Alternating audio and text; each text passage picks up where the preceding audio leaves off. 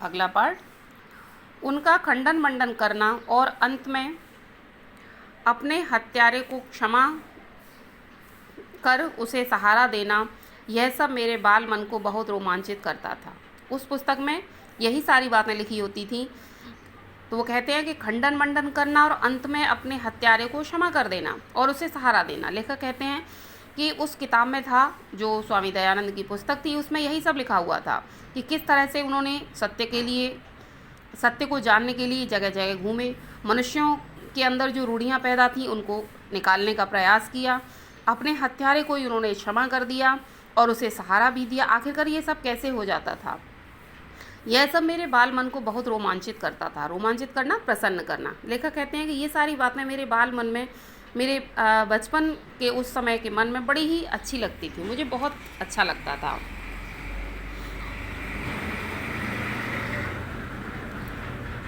माँ स्कूली पढ़ाई पर जोर देती थी और माता क्या चाहती थी कि उनका बच्चा स्कूल में पढ़े। चिंतित रहती थी कि लड़का कक्षा की किताबें नहीं पढ़ता और वो इसीलिए बहुत ज़्यादा चिंता में रहती थी कि मैं अपनी क्लास की किताबों को कभी नहीं पढ़ता था। पास कैसे होगा? उन्हें चिंता रहती थी कि ये अपनी क्लास की किताबों को तो पढ़ता ही नहीं है, आखिरकार पास कैसे होगा? कहीं साधु बनकर भाग गया तो?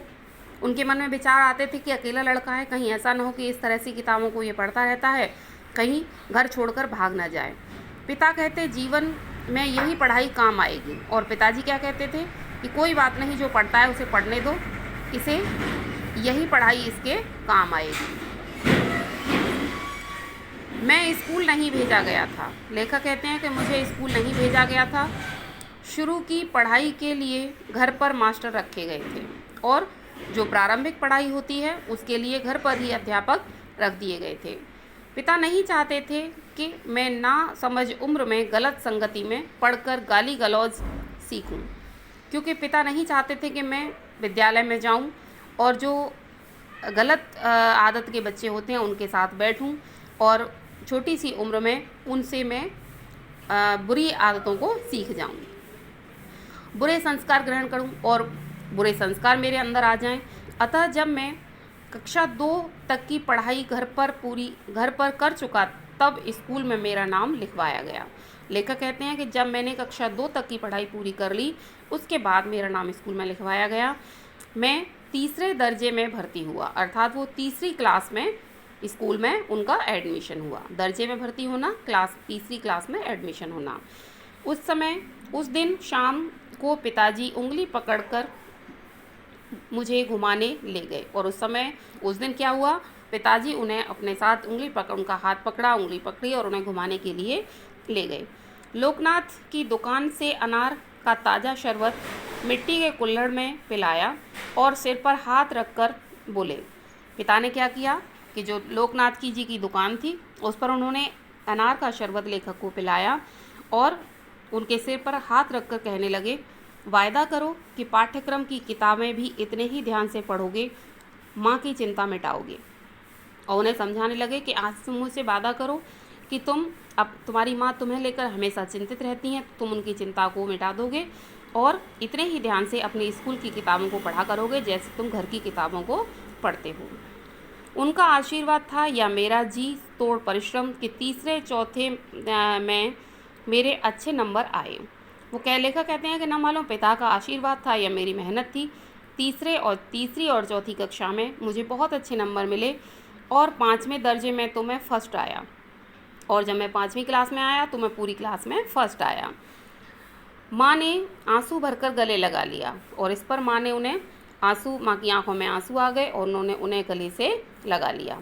पिता मुस्कुराते रहे, कुछ बोले नहीं, और उस पर पिता मुस्कुराते रहे, उन्होंने कुछ भी कहा नहीं।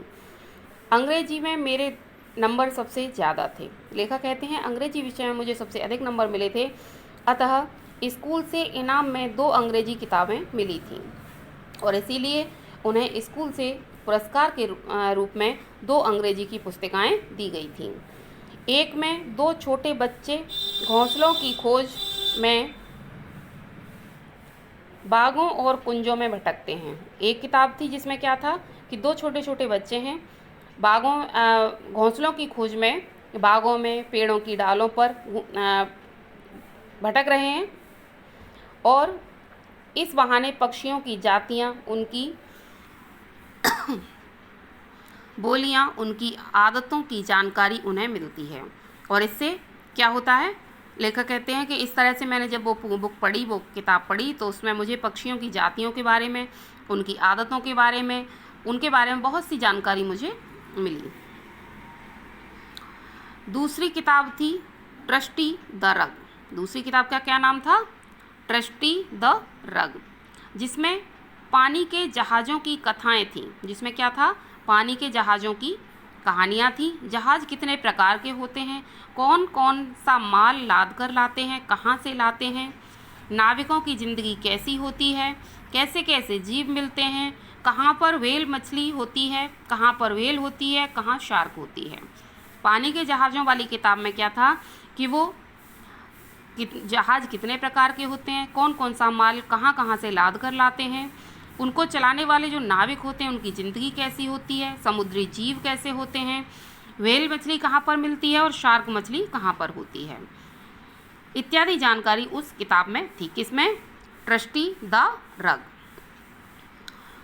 इन दो किताबों ने एक नई दुनिया के द्वार मेरे लिए खोल दिया। इन दोनों किताबों ने, लेखक कहता है, मेरे लिए एक नई दुनिया दिखा दी थी। पक्षियों से भरा आकाश और रहस्यों से भरा समुद्र,